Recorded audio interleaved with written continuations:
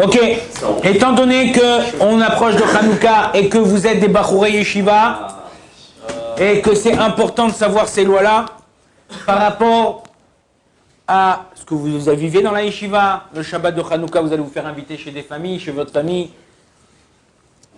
Alors il faut savoir comment je fais pour allumer la Hanouka. Est-ce que je dois allumer la Hanouka ou est-ce qu'un Bachour Yeshiva il doit allumer la Hanouka? Ce qu'on appelle dans le ce qui est appelé dans la Gemara et dans le Shulchan Aruch, vous avez un din de Arsanaï. C'est quoi Arsanaï? Hein? Hein? Ouais, Arsanaï, Kolakavod Rabbi Rouven. Arsanaï, c'est un invité. Okay? En hébreu moderne, Arsanaï, c'est celui qui range les marsan. C'est-à-dire qu'il est Arsanaï, c'est celui-là qui est responsable à un box qui range les trucs là-bas quand tu as une boîte, il y a plein de trucs. Mais là, dans la Gemara, c'est Red Shabbat, Daf Kaf, Aleph, Kaf Bet, là-bas au niveau des là-bas on apprend la Chod de Hanouka, voilà.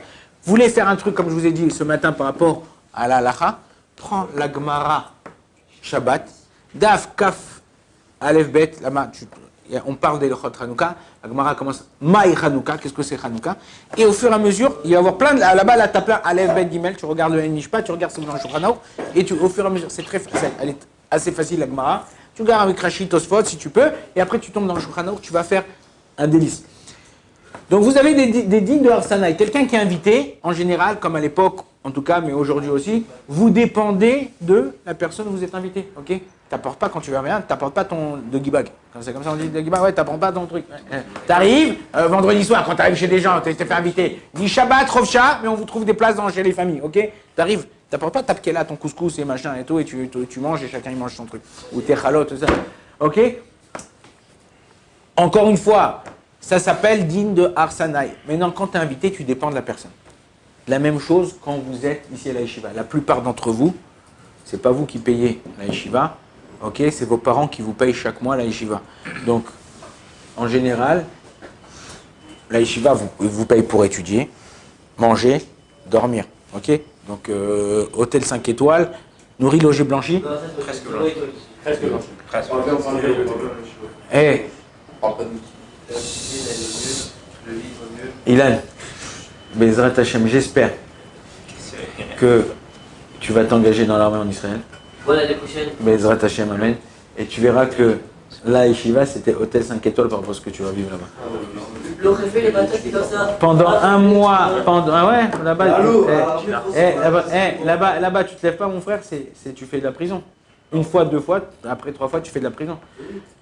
Pendant un mois, on a dormi dans un champ de prunes à la frontière libanaise. Pendant un mois. Et je peux te dire avec les booms, les machins et ça, 1 jour, 2 jours, 3 jours, tu dors pas et après tu t'effondres et tu dors. Mais là-bas, t'as pas le choix. Alors arrête de faire la petite cocotte là, la petite Michette.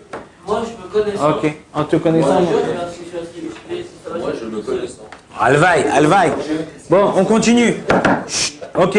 Donc quelqu'un qui est invité pour pouvoir être, en général, le Shulchan Aruch, le Gemara dit comme ça, quelqu'un qui est invité pour pouvoir être assis, pour pouvoir être acquitté de la mitzvah de Hanouka, c'est bien qu'il donne une petite pièce.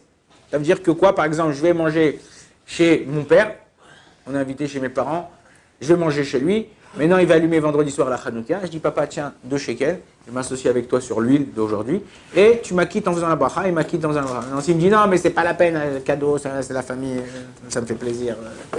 Ok? T'as pas besoin, s'il te donne gratuitement, t'as pas besoin. Il y a une halakha qui est différente entre Bnei Sfarad et Bnei Ashkenaz, entre les Sfaradim et Ashkenazim. C'est quoi la différence? C'est que lorsque on dépend de quelqu'un, ok, tu dépends même si tu n'es pas à côté de lui. Ok, comme je vous ai dit, vos parents, à vous, ils vous payent la yeshiva. Quand tu as besoin de t'acheter un petit costume, une petite paire de baskets, une petite montre, un petit truc, papa, tu peux m'envoyer 200, ouais, papa. Lorsque tu dépends de quelqu'un, alors tu es acquitté même pas cette personne. Quand vos parents, ils allument, même s'ils sont en France, et vous êtes en Israël, vous n'avez pas besoin d'allumer. Tu vas allumer, tu allumes sans bracha. Ou tu trouves un ashkenaz que eux ils font la bracha chacun d'entre eux séparément, et qui allume, et qui a la bracha, ou quelqu'un qui est marié, et qui allume avec bracha, et tu es mishtatef, et tu t'associes avec lui pour pouvoir faire la mitzvah.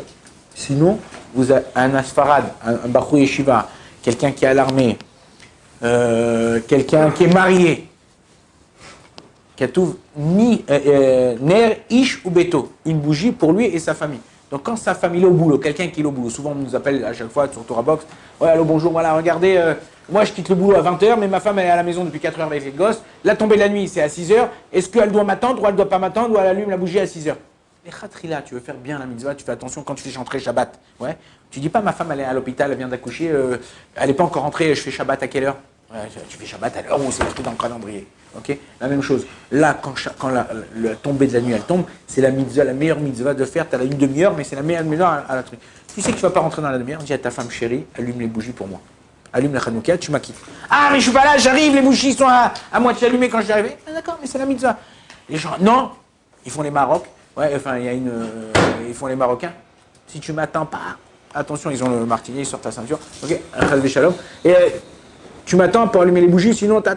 Mais non, tu veux faire tu fais ta Torah ou la Torah? Il y a la Torah, en général, c'est pour ça qu'on dit que vous savez que la Torah, il y en a qu'une. La Torah, c'est pour ça que la Torah est une. Ouais, voilà, exactement. Donc, et chez les Tunisiens, on dit, vas-y, ma femme, vas-y, allume les bougies quand tu veux, même à 4 heures. Ok, non. Ok, comment tu fais? Non. Ne fais pas ton dictateur. Apprends la halakha. Tu ne connais pas la halakha, appelle Rav, c'est quoi le mieux de faire? Comment on fait? D'accord? Alors, tu habites dans un quartier où il y a plein de gens qui passent et tout ça et tout, mais bon. Alors, peut-être on peut, mais en tout cas, il y a des halakhot qui sont claires, nettes et précises.